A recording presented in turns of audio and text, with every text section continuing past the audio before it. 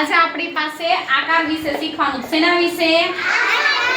જો આ બોક્સ છે સરસ મજાનું. આ બોક્સમાં અલગ અલગ આકાર છે. શું છે? તમે ઘરમાં રોજબરોજના ઘણા બધા આકાર જોવો છો પણ તમને ખબર નથી હોતી કે એનું નામ શું હોય. આજે હું તમને શીખવાડીશ કે આકાર કેવા હોય. જો તમે રોજે રોજ ઘરમાં હોવ છો બરાબર, ત્યારે તમને ખબર હશે મમ્મી રોટલી બનાવે છે ને. મમ્મી રોટલી બનાવે છે ને, તમે બધાય ખાવ છો. એનો આકાર કેવો હોય? ગોળ. મમ્મી રોટલી બનાવે છે, એનો આકાર કેવો હોય? ગોળ. પછી તમે ઘણી વખત લંચ બોક્સ લેવો છો ને, ડબ્બો, બરાબર, તેમાં આકાર હોય છે, તો એનો આકાર કેવો હોય છે? ચોરસ. પછી જો મોટો હોય તો એને શું કહેવાય? લંબચોરસ. હવે જો આપણી પાસે ઘણા બધા આકાર છે. જો જોયા ને? જો બધાય. હવે હું તમને દેખાડું છું ઈ આકાર કેવા છે. જો જોયું?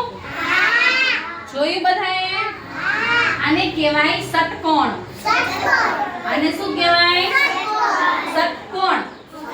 તમે શક્કરપારો જોયો છે? શક્કરપારો એનો આકાર ષટકોણ હોય. કેવો હોય? પછી મારી વાત સાંભળો. જો આ શું છે? બોટલ. આ શું છે? આ જો બોટલનો આકાર હોય ને, આને ખબર છે કેવો આકાર કહેવાય? આને કહેવાય લંબગોળ. જો આમ લંબ, આનું લંબાઈ કેવી છે? ગોળ. એટલે આને કહેવાય લંબગોળ. આને કહેવાય, આને શું કહેવાય? બરાબર. હવે જો હું તમને દેખાડું. આ શું છે? ફોન. આ શું છે? જો આ ફોનનો આમ આડો રાખું તો આનો આકાર કેવો બને? લંબચોરસ. કેવો બને? કેવો બને? Very good.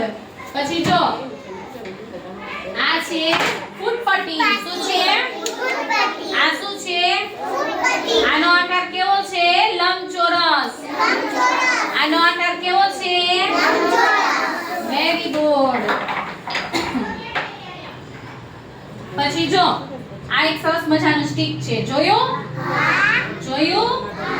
તો જો એમાં અહીંયા તમે જોશો ને તો અહીંયા ત્રિકોણ બને છે. શું બને છે?